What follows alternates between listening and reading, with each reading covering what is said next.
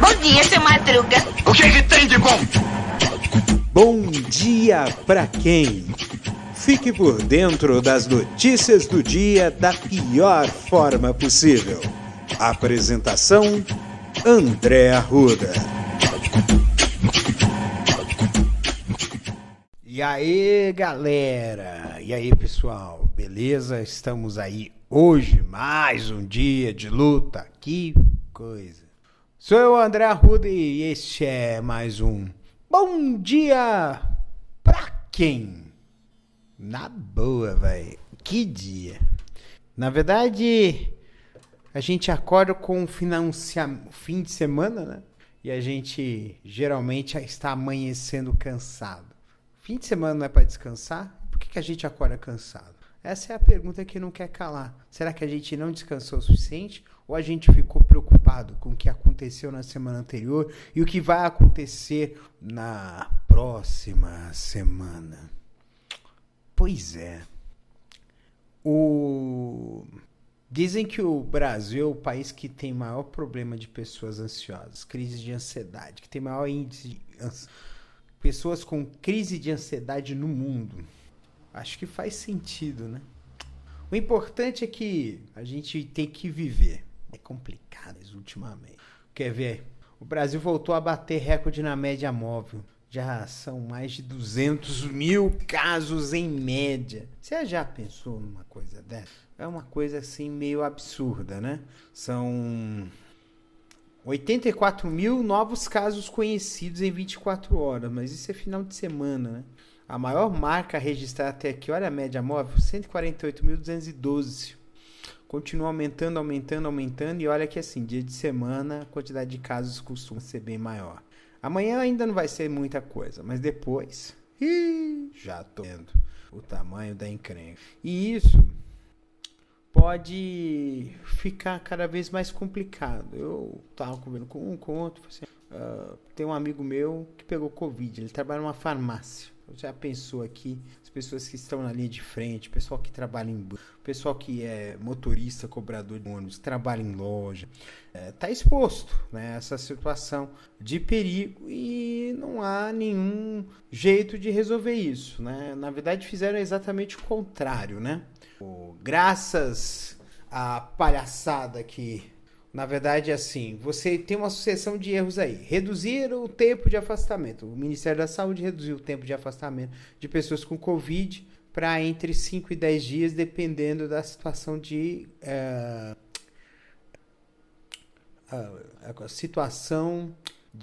sintomas. Se a pessoa está sintomática, é liberado em 5 dias. Só que esse protocolo, ele é falho. Na verdade, ele foi derivado de um protocolo lá da Agência Sanitária dos Estados Unidos.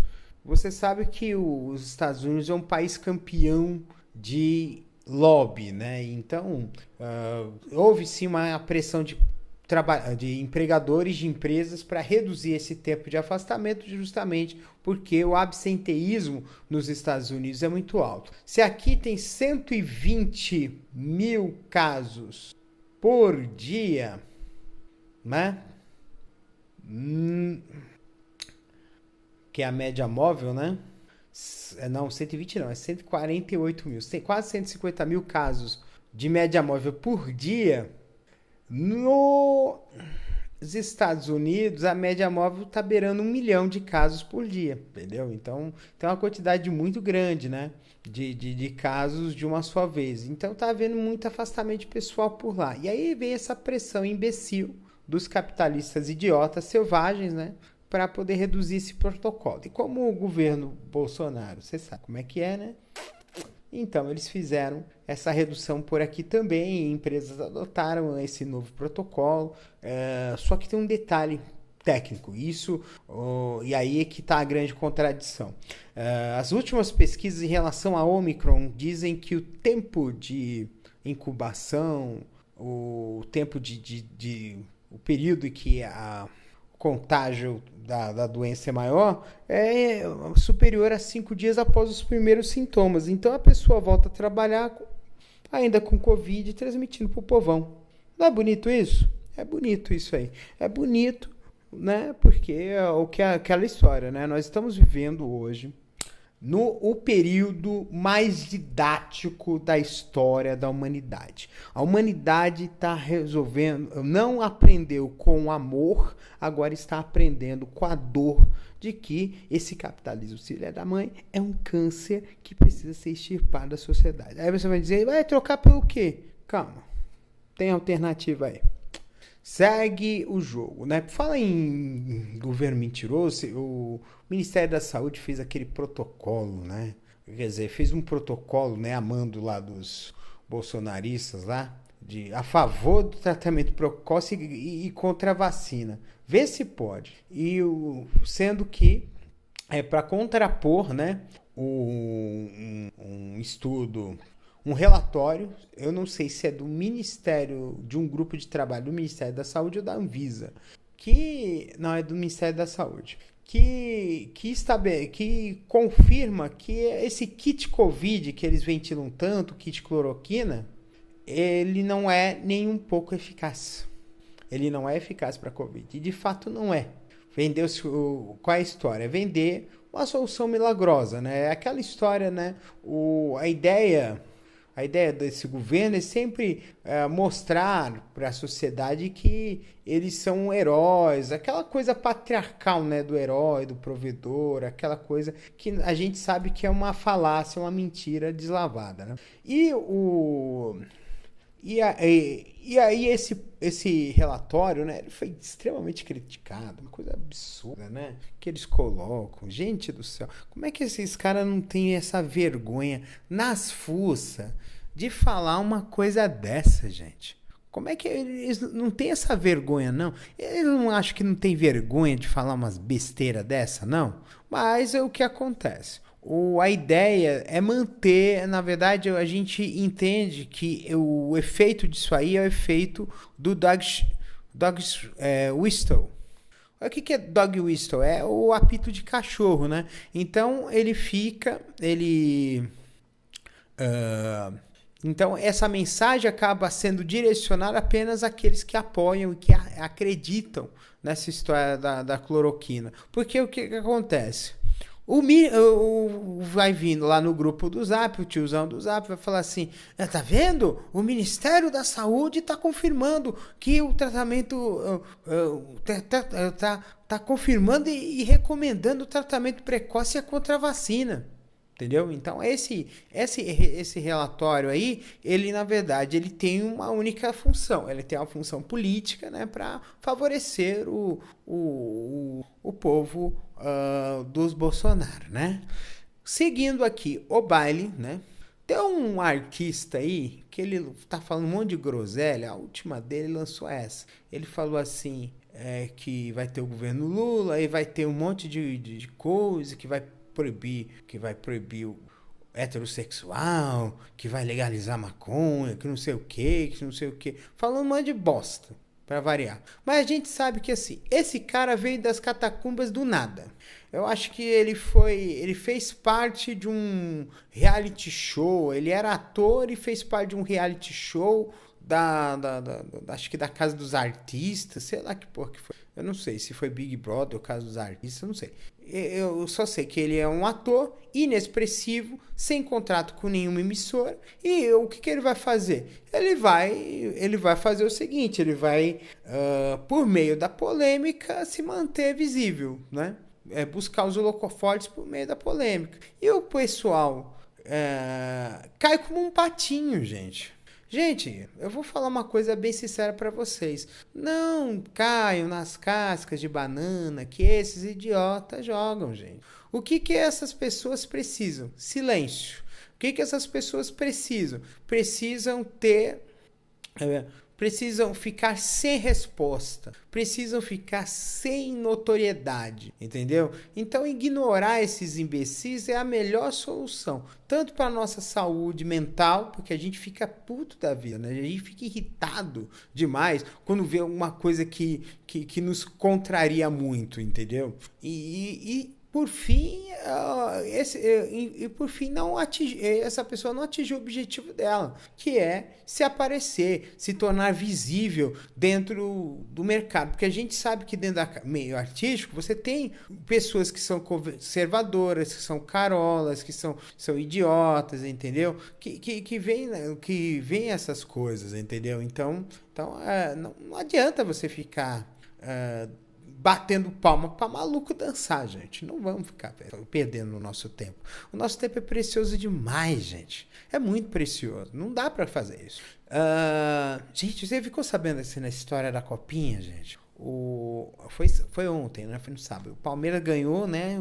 Os meninos do Palmeiras ganharam dos meninos de São Paulo, 1-0. No finalzinho do jogo, invadiram o campo, 2 torcedores de São Paulo, que, olha só que idiotice, no estádio de São Paulo, quando é um clássico, o clássico é de torcida única, então só pode ter os torcedores de um único time, e no caso, como o mando era do São Paulo, então só tinha a torcida do São Paulo ali, então o Palmeiras ganhou do São Paulo sem torcida, né? E aí, o que rolou aí nessa história toda? Além disso, jogaram uma faca dentro do gramado. Como é que deixaram passar uma faca? E aí, fora que depois teve briga de torcida do lado de fora do estádio, pipi, popopó. Gente, é uma coisa idiota. Agora, o ponto, que até tem o Mauro César, que é colunista do UOL, ele tem um monte de opinião assim que não dá para engolir. Mas o que ele falou aqui, o que ele falou é muito interessante. O que acontece? Os torcedores de futebol estão sendo punidos por conta de algumas pessoas, inclusive os torcedores organizados, tá? Porque já se falar em extinguir torcida organizada e coisa e tal, mas a coisa não se resolve. As pessoas se organizam para brigar. Por quê? Porque é o álibi, né? A pessoa que não tem caráter vai buscar um álibi para poder fazer as suas canalices. É ponto. Entendeu? Então, o cara que mata homossexual alegando que homossexual é uma coisa do diabo, entendeu? Tava exorcizando uma alma. É um absurdo. O cara que vai brigar com outro na rua por causa de futebol, entendeu? Ou o cara que mata a família por causa de herança, essas coisas. Então, qual é o ponto aqui? Eu falo que se os fins justificam os meios, você precisa anular esses fins para que esses meios se tornem inúteis.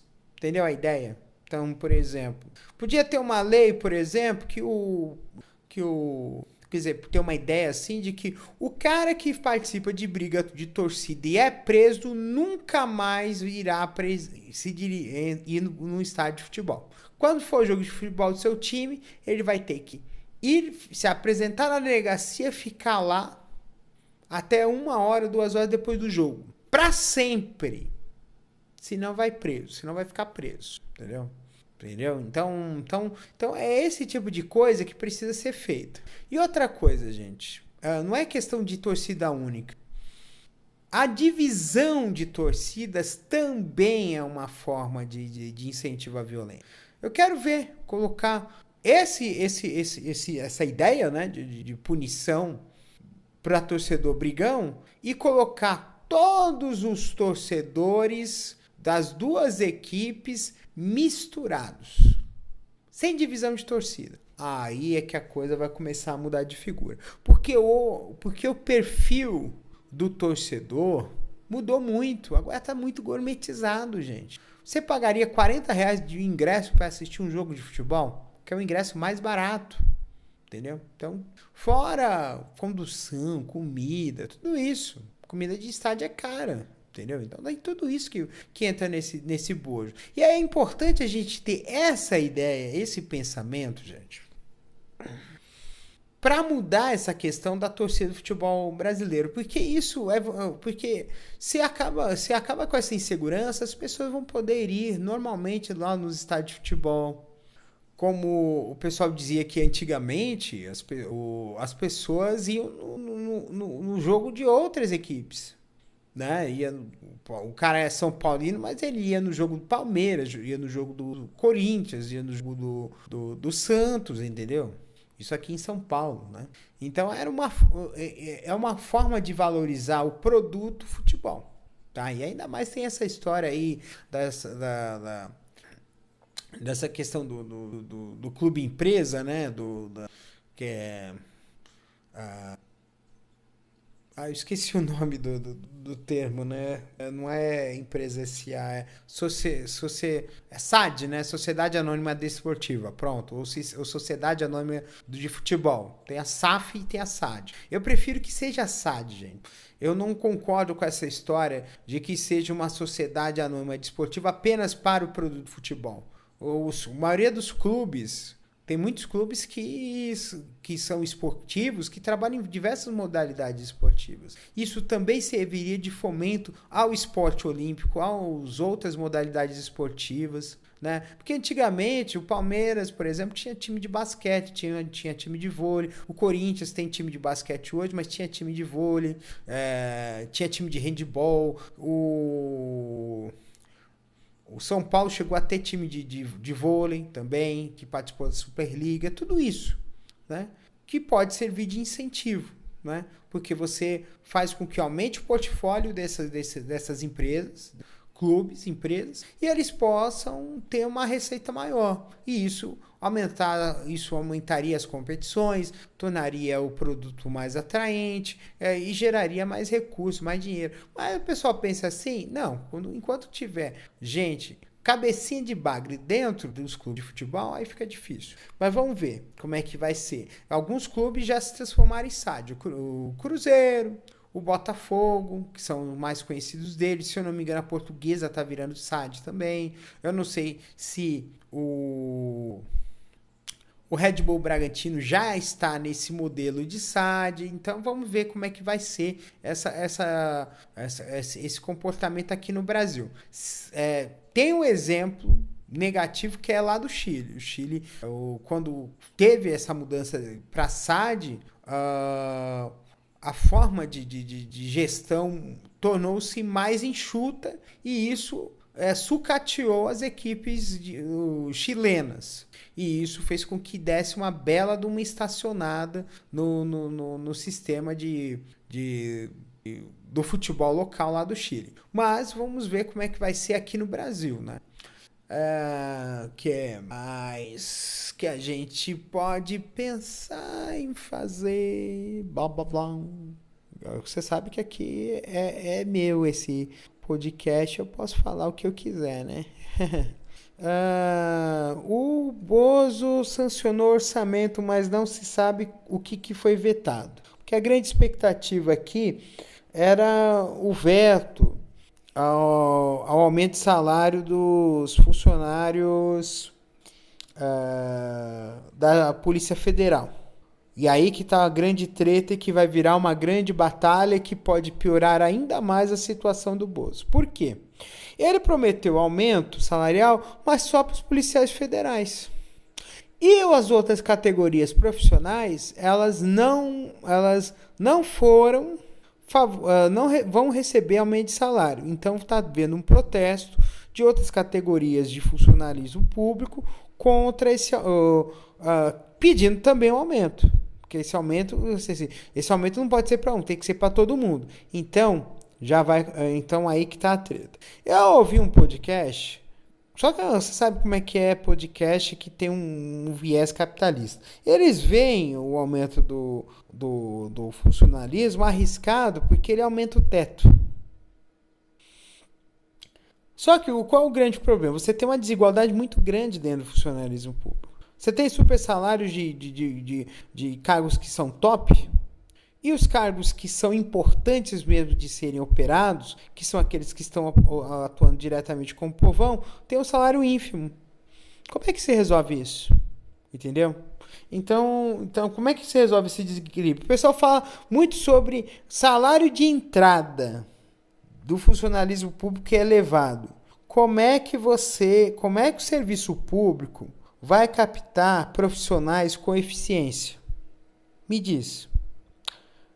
Então, na verdade, isso aqui eu vou até falar o podcast que eu vi essa história toda. Foi o podcast O Assunto do G1. Criticando mesmo o aumento, a manifestação do funcionalismo, achando que eles ganham muito demais. Mas o que está havendo aqui é um desequilíbrio. E esse desequilíbrio precisa ser resolvido. Mas com o trabalho... um trabalho que combata aqueles que são estatutários mesmo, aqueles cargos que é indicação direta de governo. Porque aqueles que são funcionários de carreira, eles têm direito a ter valorização. E, aliás, uma coisa que é importante que tem que ser, é que você tem que reduzir quanto mais os funcionários que sejam indicados. Para você ter uma ideia, teria que ser só, no máximo, o primeiro escalão. E olhe lá. E que seja preferível que quem esteja no primeiro escalão de qualquer autarquia, ministério, seja autarquia, ministério, secretaria, etc. Seja aquele cara que fez carreira. Não colocar qualquer cabeça de bagre. Não colocar um Pazuello no Ministério da Saúde. O cara não entende nada. Entendeu? Então esse é o ponto, entendeu? Ainda tem essa discussão entre questão do Lula e coisa e tal. Falar aqui que o Lula é líder nas pesquisas e o PT defende reduzir o número de debates. Eu não sei. Isso vai depender de como vai ser essa questão dos debates, tá? Mas...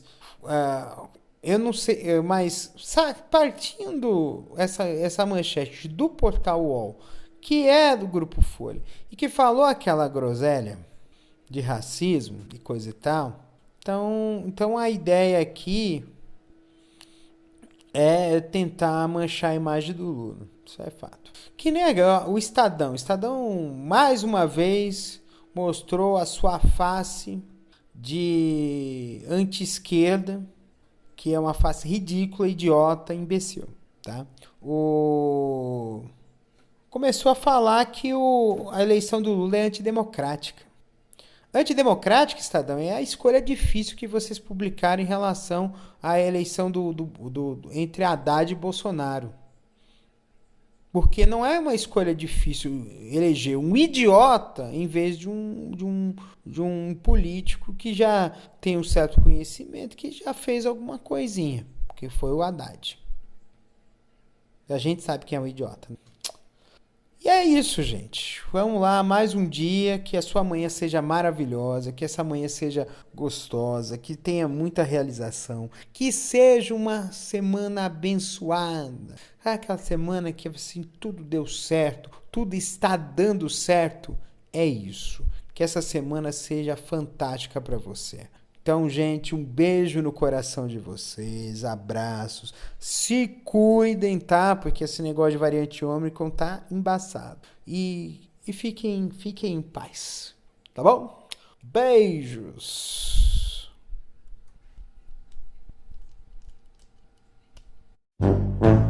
Este episódio é produzido pela Castor AMT. www.castor.com.br.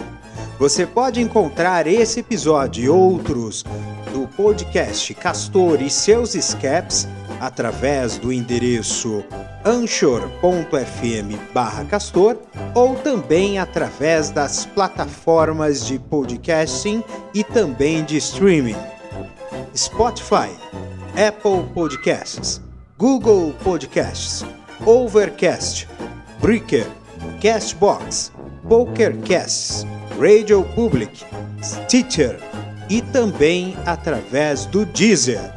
Você também pode seguir nas redes sociais, no Facebook e também no Instagram através do @castor.podcast. Também estamos no YouTube.